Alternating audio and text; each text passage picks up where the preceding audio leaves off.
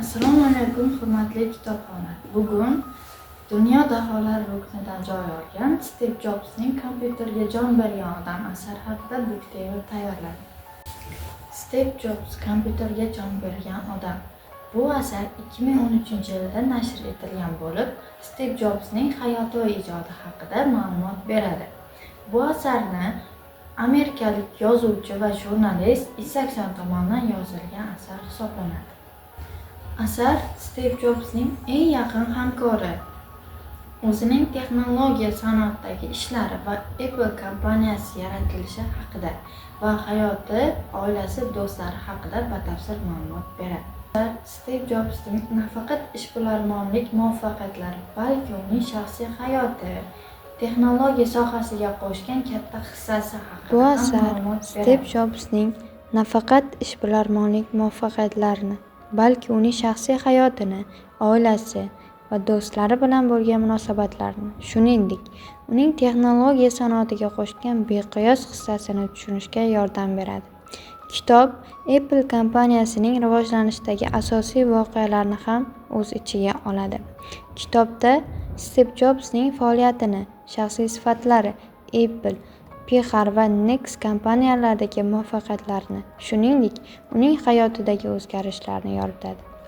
Asar shuningdek Jobsning o'ziga xos boshqaruv uslubi, qat'iyatligi va ijodkorligi haqida ham so'z yuritiladi.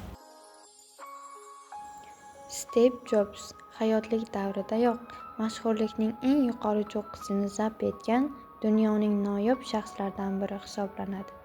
U bu martabaga nafaqat axborot texnologiyalari va biznes olamidagi muvaffaqiyat, balki g'ayritabiiy iste'dodi sharofati bilan erishgan. Uni dunyo o'zgartira olgan inson, uzoqni ko'ra oluvchi daho, chuqur xayol sohibi, o'z davrining ovoziga aylangan notiqlardan biri deb ataydilar. Kitobda uning hayot yo'li va faoliyati maroqli tarzda hikoya qilinadi va ushbu asnoda kitob muvaffaqiyat sirlarini oshkor etadi. Kitob Stiv Jobsning eksklyuziv tarjimai holi hisoblanadi.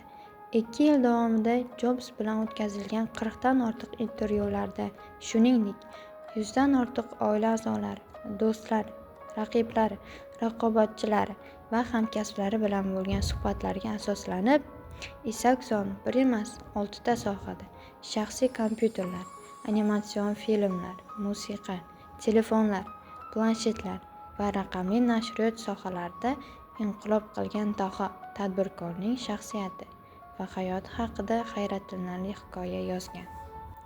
Filmda esa jamiyatning chekkasida muvaffaqiyatsiz odam sifatida o'tgan hayot bilan muvaffaqiyat va e'tirofning eng yuksak cho'qqisiga olib boradigan hayot o'rtasidagi masofa kichik bir qadam bo'lishi mumkinligi juda chiroyli tasvirlangan. Stiv Jobsning hayotda ro'yobga chiqishni umid qilgan ko'plab g'oyalari va loyihalari bor edi. U darsliklar sanoatini to'liq o'zgartirishni va o'quvchilar hayotini yengillashtirishni, masalan, bolakaylarni og'ir portfellar ko'tarib yurishdan ozod qilishni orzu qilardi. Stiv Jobs hayoti haqida ko'proq ma'lumotga ega bo'lishni istasangiz, u haqida yozilgan Wild Isaksonning Stiv Jobs kitobini o'qishingiz yoki Jobs nomli go'zal filmni tomosha qilishingiz mumkin.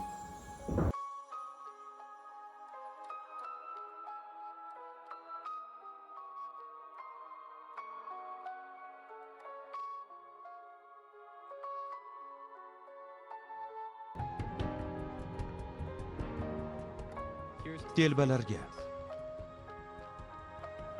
yolg'izlarga, kurashuvchanlarga, ajoyib xayolparastlarga, kimdir bog'dan kelsa tog'dan keluvchi odamlarga, dunyoni o'zgacha ko'ra oladigan insonlarga tasanno. Ular qoidaga rioya qilmaydi, qonuniyatlarni pisand qilmaydi. Ularning gaplaridan iqtibos keltirish, behudaga bahslashish, ularni maqtash yoki qoralash mumkin. Ammo borligini inkor qilish mumkin emas. Axir ular yangi davrni yaratadi. Ular insoniyatni olg'a undaydi. Kimdir ularni telba desa ham mayli. biz esa daholar deymiz. Axir faqat telbagina dunyoni o'zgartirishga kuchim yetadi deb ishonadi. Shuning uchun o'zgartiradi ham.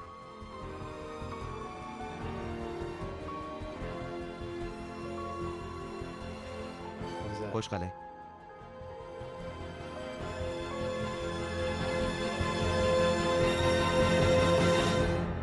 Bu kitob texnologiya olamiga qiziqadigan har bir kishiga Jobsning boshqaruv uslubi, ijodkorligi, hayoti haqida chuqurroq ma'lumot beradi.